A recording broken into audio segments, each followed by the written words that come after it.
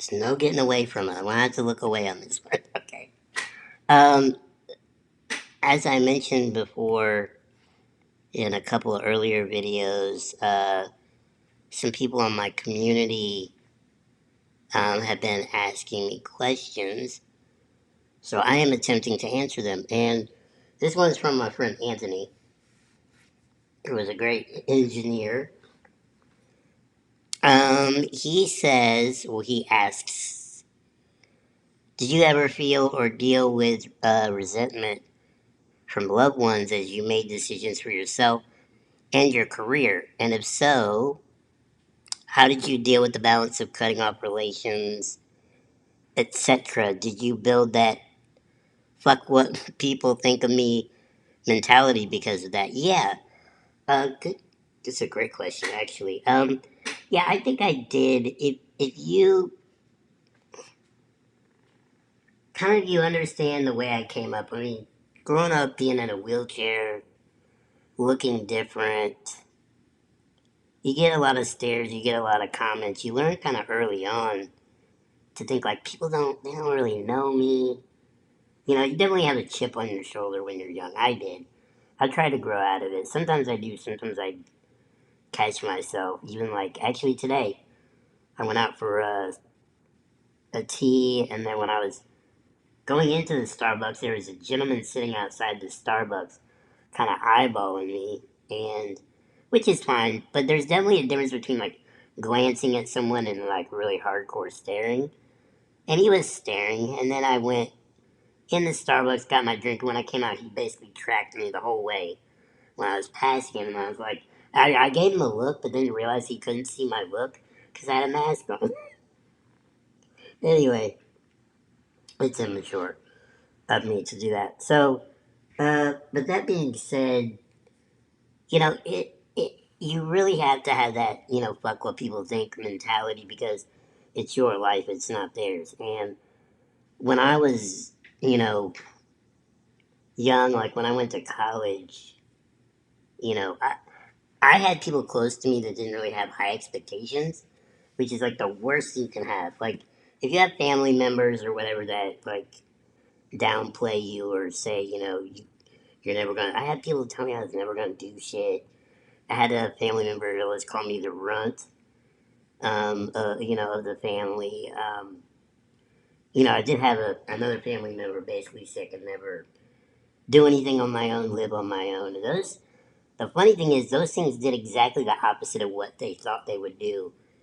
And they thought that maybe that would coerce me, like, oh, you're right, like, I'll stay here. Those attitudes and those kind of comments are selfish because either they're scared of your potential or it's selfish because they don't want to look bad if something happens to you.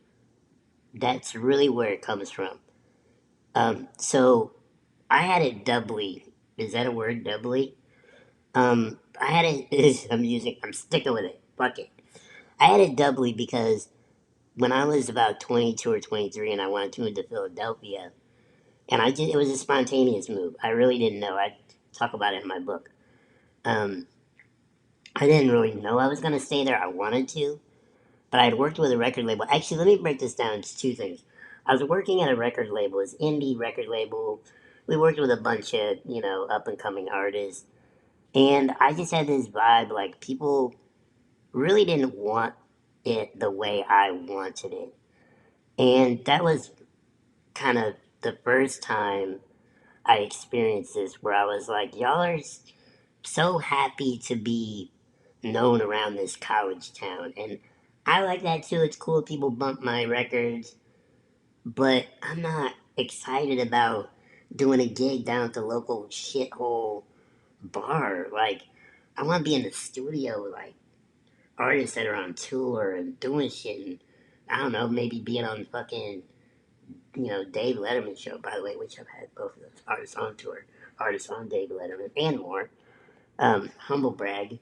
Uh, and these were very nice people that wanted to be musicians, rappers, or singers.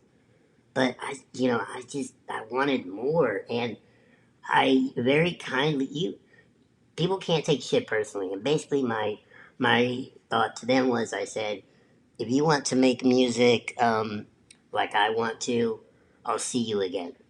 If you don't, I probably won't. Not in a malicious way, but just like, hey, I want to do this, and if you make the sacrifices to go where I want to go, I'll see you again.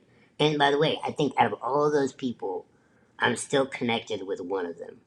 He's one of my best friends. Um, and as far as my family went, especially my grandmother, she was very overprotective, rightfully so. Not only was I, young and kind of book dumb, street smart, but book dumb. That's me saying that. Um, she, when I had this one way ticket to Philadelphia, this is not, I know it's cliche, but it's straight up legit. I had a credit with Amtrak, and I had enough money to get me to Philadelphia. I had left the record label. I was in debt. I didn't have much, but I still had my keyboard, my computer, and a little bit of gear. I had to sell most of it, and I was just fed up. And I was like, I'm gonna. In my head, I was like, I was gonna move, and my family was so bent on. I know they were protecting me. I understand that. They were also protecting themselves, and I knew to get away, I was gonna have to travel and not tell them my plans. Is that a lie? No, it's just misinformation. So, and I went to Philadelphia, and you know, ended up staying. I think they had a gut feeling, like I don't think he's coming back to small town Illinois. Imagine that. I couldn't do anything there. So when I made that move, I did have family members that were trying to coerce me back. If you come back, I'll help you get a house and you can stay. And I was like, excuse me, that shit is so selfish. It's so selfish. It's like, I know you want me to be safe, but you don't want me to be happy. Like, people have to let go and, like, let people go do their thing and be happy. So, it wasn't really like an attitude that hardcore of, like, fuck everybody else.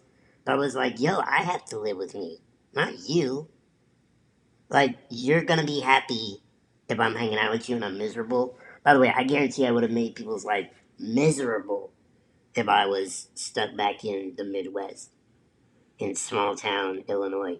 By the way, nothing wrong with small towns.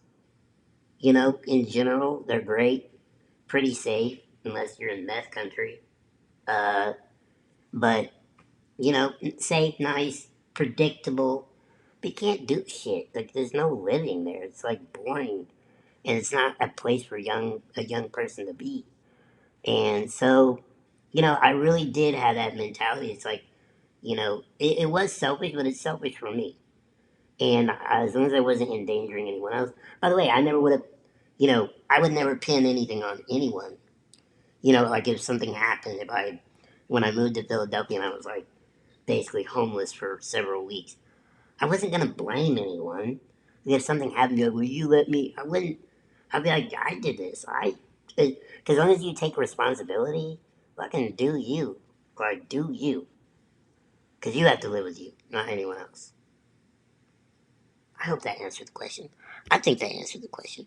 You like how I have to look up when I'm editing or doing these videos because I have to hit stop? Okay, look at that. It's 9 minutes of great information. I don't know, I'm gonna look at your question again and making sure that I answered it. Let's see, what ways do you think people can build that self love and self belief in themselves? Ah, that's interesting. Damn, I think I'm gonna answer that in the next video. Alright. Shit. I got some good questions.